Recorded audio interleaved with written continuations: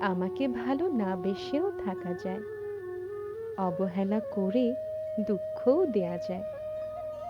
তবে ভালোবাসলে একটু খুশি হই, কারণ আমি মানুষ, আর মানুষেরা তো যত্নের পাগল।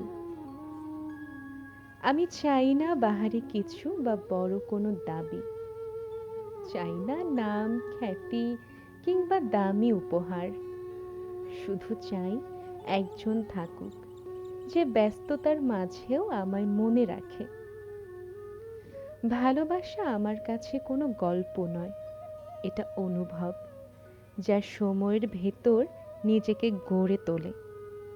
যার কাছে আমি দুর্বল হয়ে পড়ি, সে যদি অবহেলা করে, বুকের ভেতর কেবল শূন্যতা জমে।